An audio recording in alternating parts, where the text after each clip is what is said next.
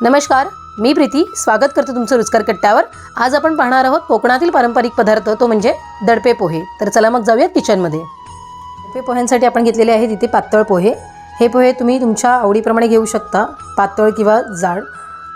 पोहे भिजवण्यासाठी आपण घेतलेलं आहे इथे नारळाचं पाणी, त्यानंतर किसलेला नारळ, शेंगदाणे, चवीप्रमाणे मीठ, चवीप्रमाणे साखर, कांदा चिरून घेतलेला आहे, लिंबू घेतलेला आहे आणि फोडणीसाठी कढीपत्ता, मिरची आणि थोडंसं आलं घेतलेलं आहे।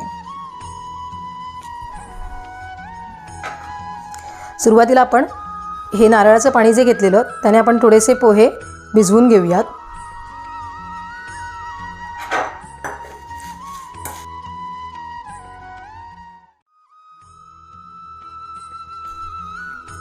आता आपण हे 10 मिनिटं झाकून ठेवूया।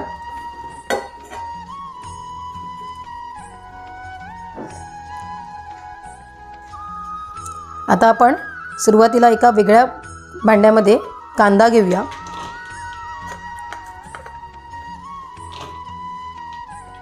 हा सगळा कांदा घेतलाय। ओलं खोबरं घ्यायचं आहे,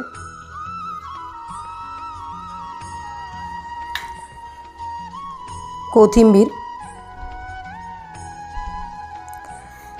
चवीप्रमाणे साखर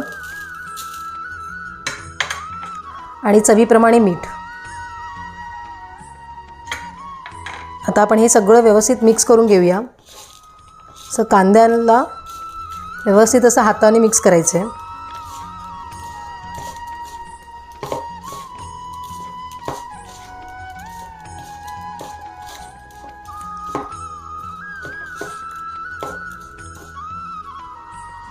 आता हे व्यवस्थित मिक्स झालंय। आता हे सुद्धा आपण 10 मिनिटं असंच झाकण लावून ठेवून देऊया।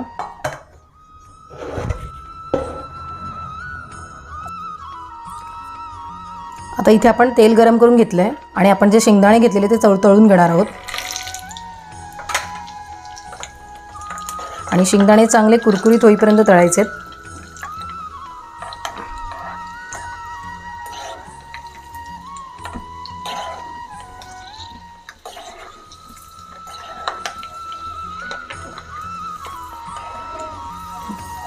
बस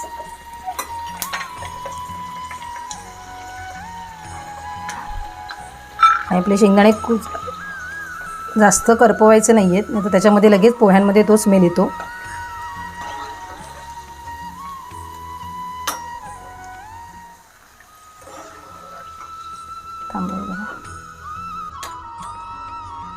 आता आपण फोडणी करणार आहोत।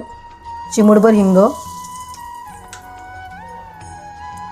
राई व्यवस्थित तडतडली की मग जिरं टाकायचं आहे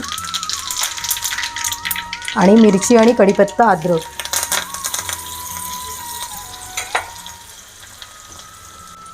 थोडीशी हळद। आता ही फोडणी व्यवस्थित थंड करून घ्यायची आहे। आता 10 मिनिटं झालेली आहेत, आपले पोहे व्यवस्थित भिजलेले आहेत आणि बघू शकता। आता आपण हाताने थोडेसे असे मोकळे करून घेऊया। आपण जे कांदा, कोथिंबीर, ओलं खोबरं मिक्स करून ठेवलेलं ते सुद्धा आपण याच्यात वापरणार आहोत।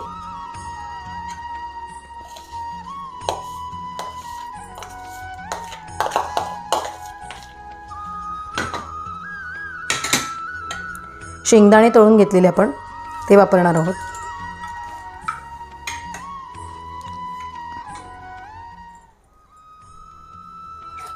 आणि आपण जी फोडणी करून घेतलेली ती आता थंड झालेली आहे, सो ती सुद्धा आपण याच्यात व्यवस्थित घेणार आहोत। आणि आता आपण हे सगळं व्यवस्थित मिक्स करायचं आहे।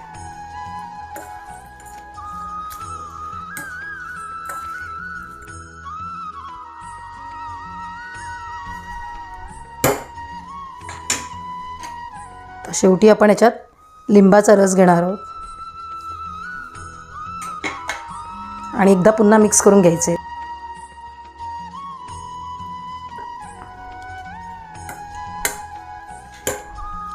अशा पद्धतीने आपले पोहे तयार झालेले आहेत। आता आपण हे सर्व करून घेऊया।